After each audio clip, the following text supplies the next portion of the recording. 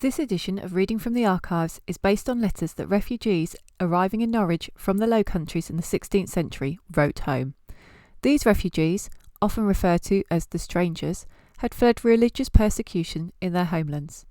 The initial 30 Dutchmen and their families were invited by Queen Elizabeth I in a public letter on the 5th of November 1565 to help boost the city's weaving industry. The original letters were held in Ypres Archive, which was unfortunately destroyed during the First World War.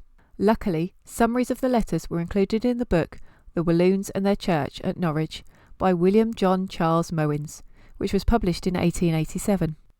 These letters were numbered by Mowins, and we use his numbering system for this session. We do not know how many letters were held in the archive. However, as Mowins has numbered one of the letters number 62, we can infer that there were at least 62 letters in the collection. You can find all his summaries in his book, which is available in the search room at the Norfolk Record Office. Using these summaries as a starting point, volunteers, attendees on our creative writing session, and staff have imagined how the original letters may have sounded. We hope you enjoy listening to their responses. Accord at Ypres. Flanders was once a province of France, which was ceded absolutely to the Roman Catholic Emperor Charles V, King of Spain, by the Treaty of Cambrai on the 3rd of August 1529. At this time, more than half of the population of Flanders were Protestant. Protestants faced persecution over the next 30 years. This escalated in July 1566 when a placard was placed in Hondscott stating that the Protestant preachers, teachers and ministers and their followers shall be liable to execution by hanging for taking part in religious meetings or going against the placards. Following this, some members of the congregation began to attack and pillage Roman Catholic churches. As the violence grew closer, the Duchess of Parma agreed Protestants would not be persecuted for worship if the violence stopped. On the 23rd of August 1566, an accord was made in which the Protestants promised the Catholics could go back to using their churches provided the Protestant religion was acknowledged. The Count of Egmont wrote to various towns stating that all Protestants were required to sign an agreement with their respective magistrates. Many of our letter writers signed the accord at Ypres on the 20th of September 1566. However, the accord was only upheld until the government was strong enough. On the 3rd of February 1567, the Count of Egmont banned Protestant services and preaching. The accords were used to find the names of the Protestant community who were arrested and sentenced to capital punishment. Others were banished or fined in their homes and goods confiscated. Bays. The strangers were invited over to boost the weaving industry. Therefore, it is not a surprise that two of the letters mention bays. Bay was napped coarse woolen fabric, not technically considered cloth, which was introduced to England by Flemish immigrants in the 16th century. Half real.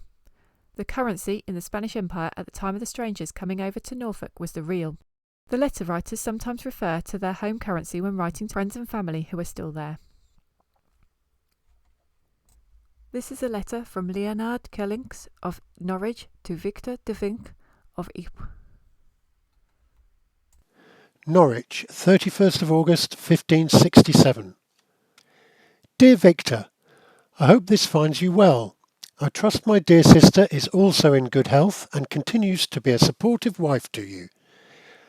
I'm sure your cloth business is still thriving, but I do implore you to think more of the rewards of the next world than the riches of this one. I'm afraid that bad times are coming for Flanders, and I urge you to consider joining us in Norwich. If you do come, hurry up so you can make the crossing before winter. Don't bring more than you absolutely need to set up house, because the transport costs are expensive. Things are cheaper here anyway. A penny buys you 3 times as much as it would do in Flanders. I left some linen with Bertelmers van Peenens. Please can you arrange to send it over? Please give my regards to my parents, brothers and sisters, and all of my good friends in Ypres, of course. With best wishes, Leonard. P.S. Please can you tell Peter Navigier to make up his quarrel with my brother Joris. It's foolish to hold on to these petty arguments when we live in such troubled times, and no one knows what the next day may bring. This is a letter from Clement Barth to his wife on the 5th of September 1567. Jan Langdal and Thomas Willamette were the 4th and 5th signers of the accord at Ypres. Françoise Thibault was the 84th and Klaus Victor the 14th. Van der Steen was of an ancient Ypres family. 5th of September 1567. To my dear wife and children, I have safely arrived at Norwich on the 3rd of September. I was joyfully greeted by Clement, Anne Tyne, and her husband, Jan Langedue, Thomas Vilmore, Mr. Peter de Smet, François Thibault, Thomas Bateman, Klaus Victor, and many others, who rejoiced at my coming. I do now tell you to sell what you have and come across here too. There is good trade in Bays, and I will look after a house, as I can get into business, for then it will be easy to make money. I will get ready the gear for making bays against your coming. Bring all your and your daughter's clothing, for people go well clad here. Go to Newport, the woman will help you well. Let your sister know that laying's trade is no use, for they only work at bay work here. Greet heartily Philip Crane, Pieter de Peers, Pieter Prem, Cornelis Hendricks, Christian van der Steen, Jacques de Moulin, Joris Boutman, and Jan Speen. I let you know we are merry and happy with each other. May God give you the same loving peace and riches as we have here at Norwich. It is very dear to hear the word of God peacefully.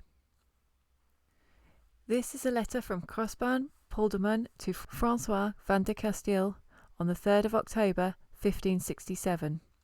Olivier van der Castille was probably one of the family and was the 25th signer of the accord at Ypres. 3rd of October 1567. My dear Francois, I write to confirm receipt of the clothes and money that you and my sister have sent. Hans Ruckus brought your letter. Matthew Priam's wife has also told me herself that she has been paid the half real. If you and my sister will not be coming over to England yourselves, would you please send my black coat with Wolfert Boatman when he next makes the crossing? Or otherwise, if Wolfert is not coming again, would you ask some other reliable and trustworthy messenger to bring it? My brother Francois is making bays and receives £2 plus his keep. So you needn't worry about us, for we do our best for each other, as brothers ought to.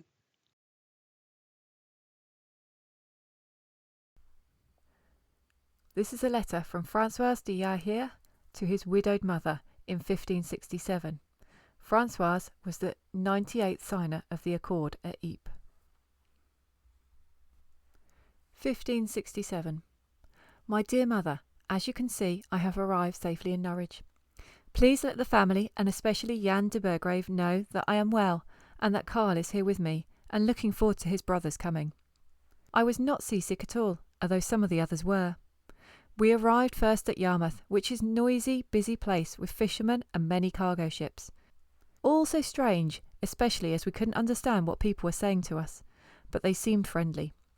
We left the ship and were greeted by our brethren, who helped us aboard a smaller boat, which took us up to Norwich, across a wide lake, and then up a river to the city.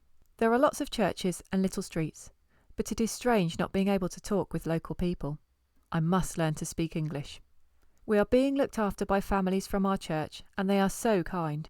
We are helping in the workshops, so the masters can see that we are skilled enough to work for them. As soon as I am working properly and earning, I will send money, or even come back to visit you. I miss you all. Your son, François. This is a letter from the wife of Jacques Roulier to her son Torquim Roulier on the 3rd of October 1567. She mentions the wife of Adrian Wellian, who was at Ypres, but came to Norwich later that same year. My darling Torquim, I hope you are happy and well and do not miss us too much after our recent departure.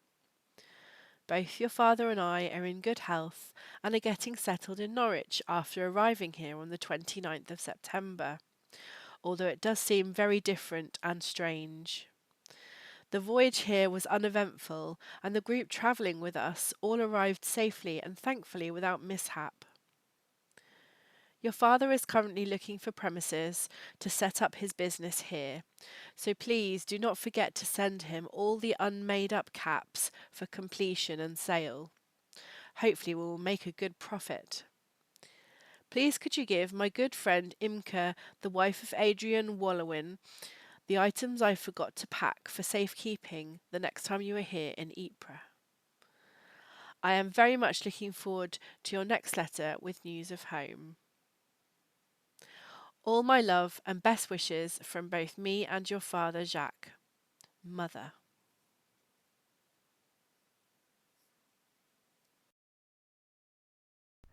Letter from Jan Keepel, alias de Hayes, to Carolus van Hoink Schult, Sheriff of Ypres. Carolus, my very best friend, I hope that you will be able to look up my brother-in-law, Jan Enton. I owe him money. Please can you settle my debts? Jan has lost his property in Ypres, and I would be grateful if you could do anything else to help him. Please greet my good friends Jacques van der Mest and Youth de Hont. When we were at Newport, we slept with our 6 children without beds. In Norwich, we have a good time and make money from all. Remember me to my namesake Christian de Haas, who was a magistrate at Ypres on the 10th of June, 1566. Your best friend, Jan de Haas.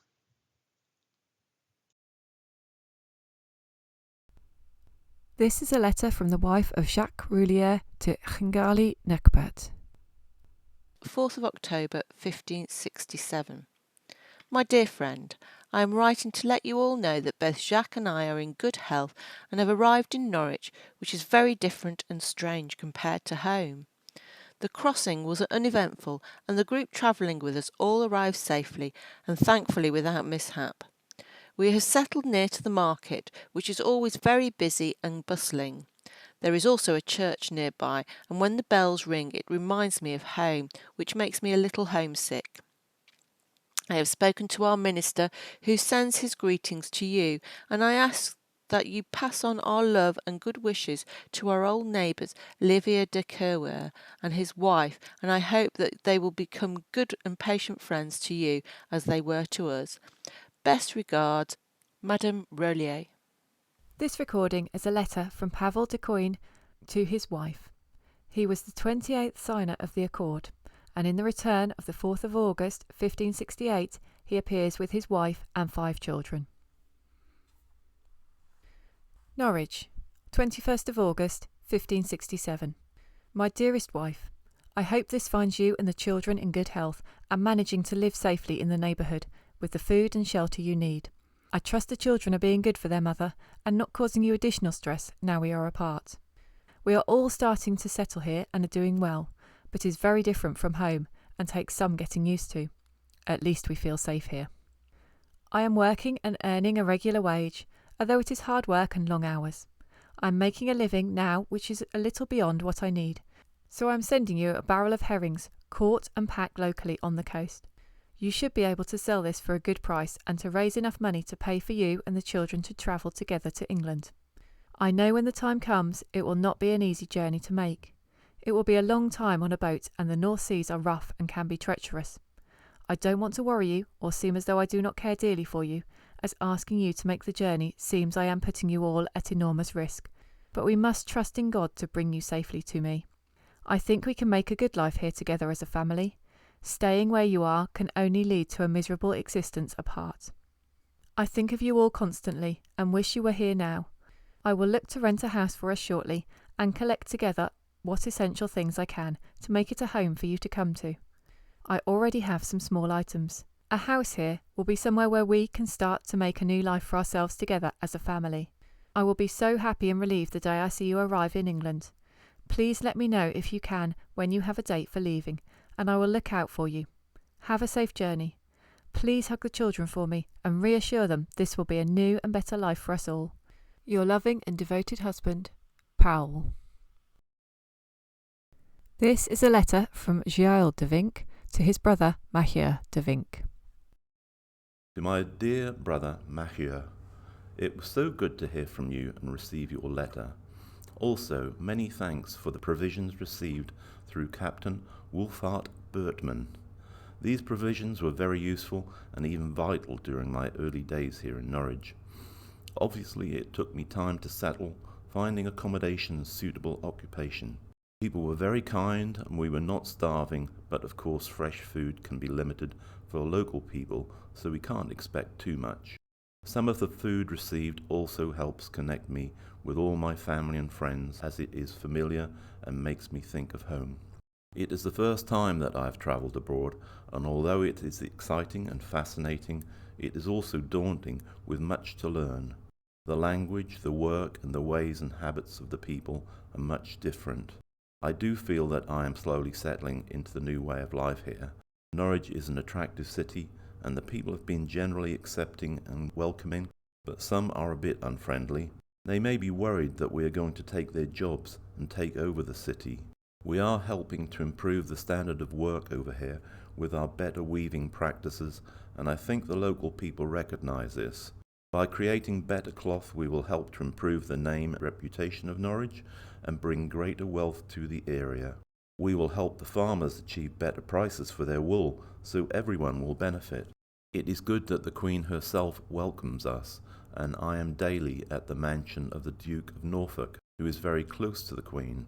I hope that good reports are passed on to the Queen by the Duke of our progress, and that this bodes well for the future.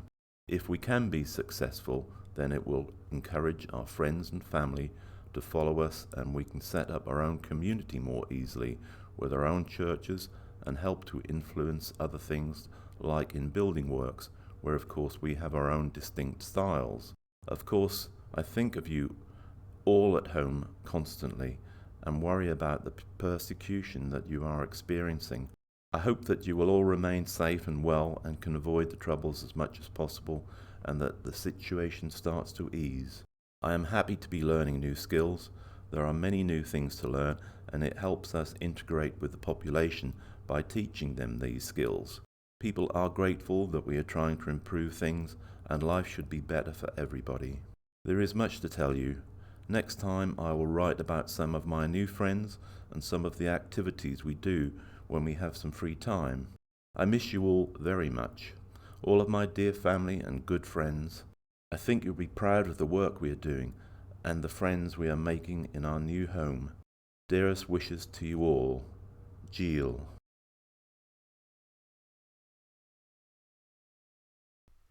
This is a letter from Jans Berendt to his wife on the 4th of October 1567. 4th of October 1567. To my dear wife, thank you greatly for the letter you sent me, which I did receive this morning.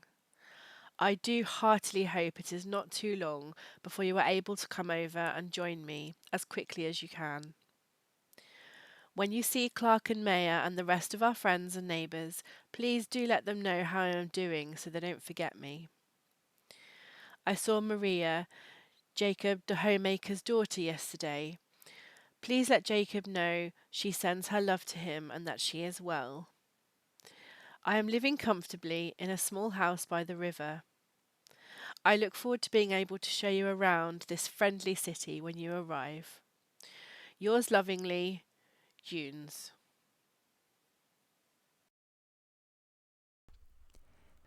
This letter was written by Mera Rieten van Kraken to Klaus Jans van de Grue on the 29th of April 1568.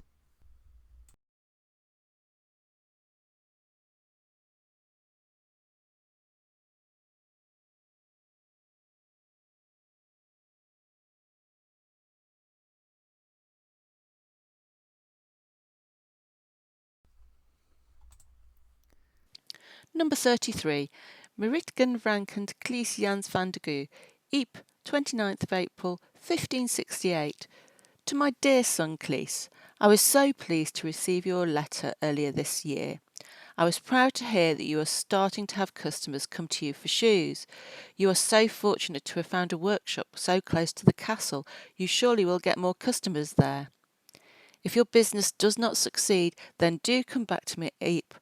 I will do all that I can for you, but be warned it is dangerous here for members of our church. Many are imprisoned. You'd have to keep quiet and not bring grief to me. Your loving mother, Meritgen Vranken. And Norfolk is still welcoming refugees in the 21st century. These heartfelt letters were very kindly written by recent refugees in Norwich. After a lot of discussion between the group, they decided to write their letters to their homelands rather than to people because of the trauma felt when thinking of those left behind.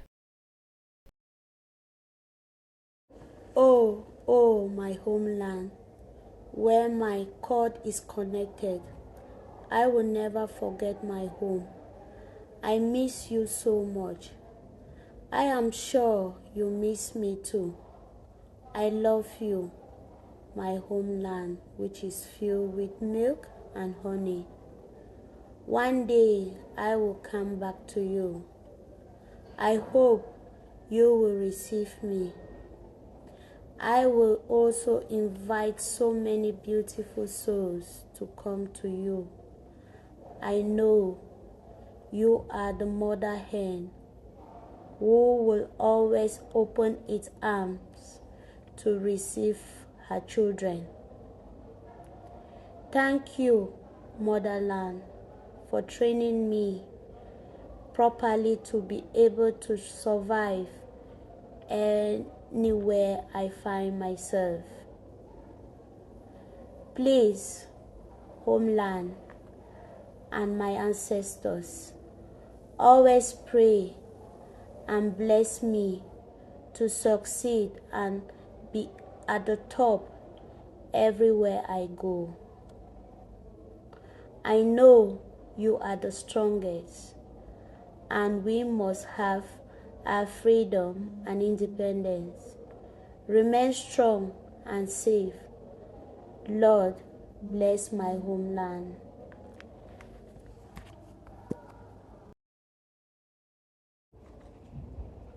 Hello, my home, my homeland.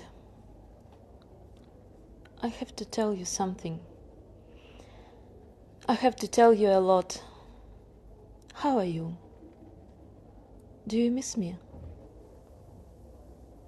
Please, be strong.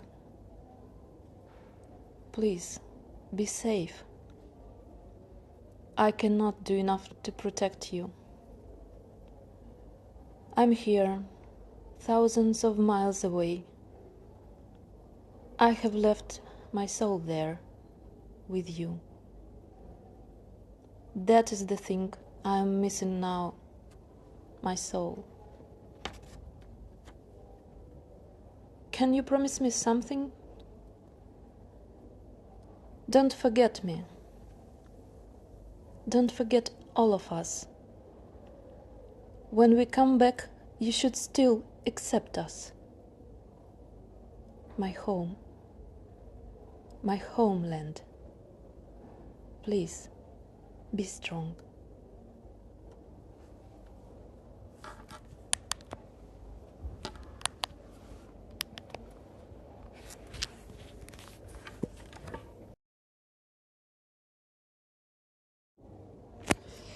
Dear Rwanda, it's been a long time.